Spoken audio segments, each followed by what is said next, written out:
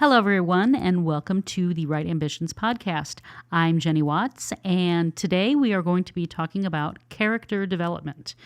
And specifically, when you're writing a novel, fiction novel, and I want to talk to you about character-driven plots or character-driven stories versus plot-driven stories, and how you develop your characters related to those aspects of it. Now, the character-driven stories and plot-driven stories, authors tend to focus on one or the other. They lean toward one style over the other, and there's no right or wrong answer. Both are good, but both are also critical elements to the story as a whole. So whether you prefer character-driven or plot-driven, you still need both of those elements to make your story really work.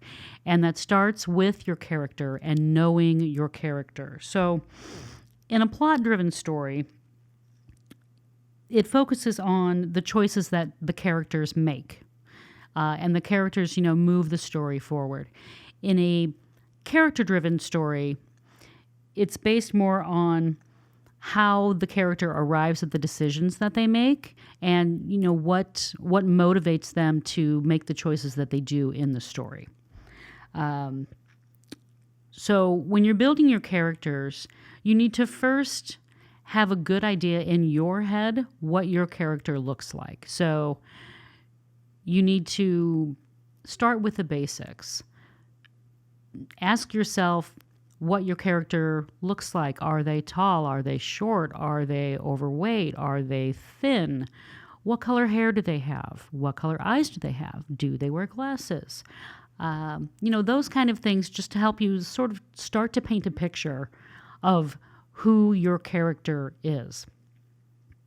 And then you need to get into more of the character's backstory. So you can ask yourself more of the psychographic type questions like, what religion are they?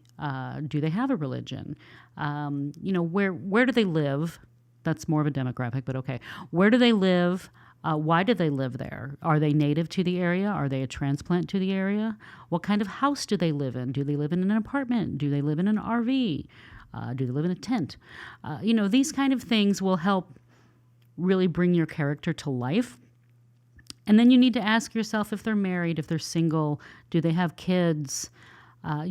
Just build that person up and really create a vision of who they are, which will not only help you in drafting your story, but will help your reader connect with that character and really feel empathy for them or, whatever you want the reader to feel for the character that you're creating. Talk about their education level. Think about their education. Did they go to private school? Did they go to public school? Were they homeschooled? How were they raised? Was it a single parent household? Was it, a happy household with, two loving parents? Do they have siblings? Was there some traumatic event that happened to them in their childhood or even as an adult that helps inform the decisions that your character is now making?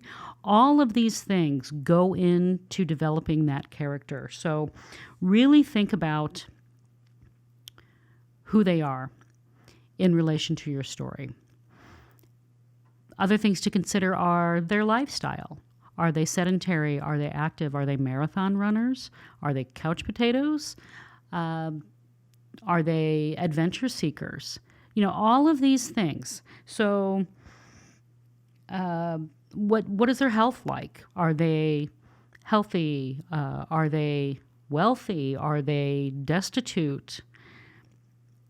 All the components of a person just creates all of these different angles and all of the different things that you can inject into your story at various points in the story to make it come to life and to make your characters come to life off the page and help your reader.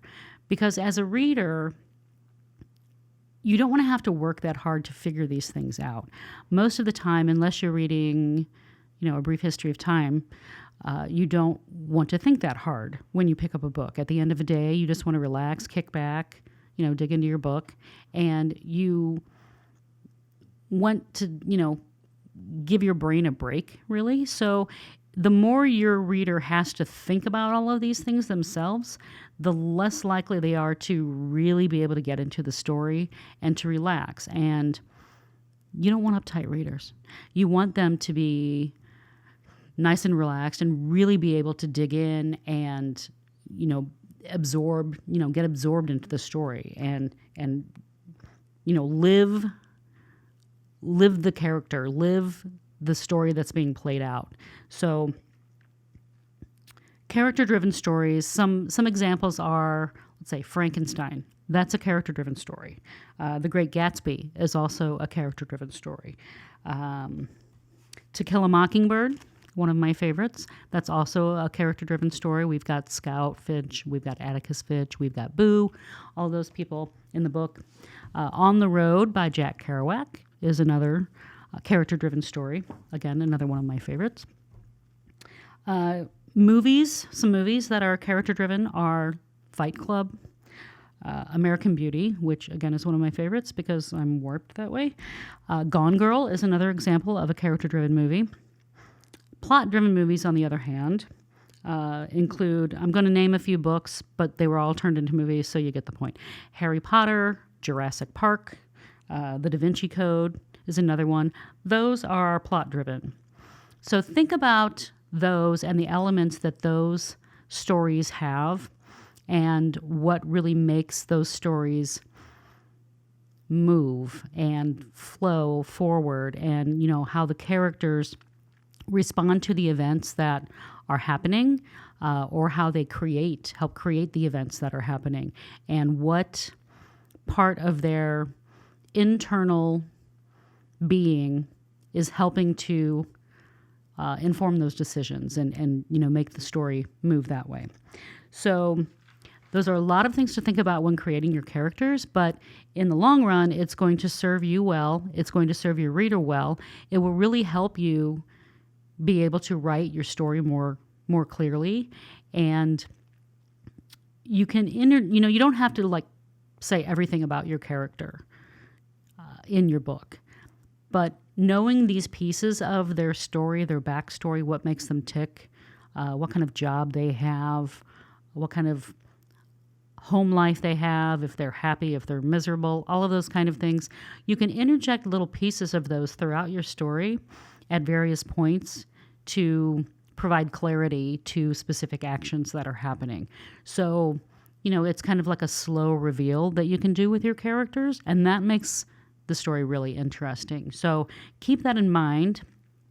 If you want more information on things that you can think about when creating your characters, you can go to my website, writeambitions.com, and I've got some information on there about character development and things that you should think about, questions you should ask yourself when creating these characters, and when trying to determine whether you're more plot-driven or character-driven, and ways you can balance that out if you prefer one style over the other. Because, as I said before, your stories need all of these elements. So if you know that you lean more toward characters, then there are things you can do to help kind of level it to where the plot is, kind of on an equal playing field with your characters, or vice versa. So keep that in mind. Go to my website, writeambitions.com, for more information. And next time on the podcast, we are going to talk about how to make your writing pop. And that includes what to do with these characters that you've developed. So how do you create the actions those characters are going to be performing in a way that's going to be more interesting for the reader to follow. So join me next time on the Write Ambitions podcast, and I will see you then. Have a wonderful day.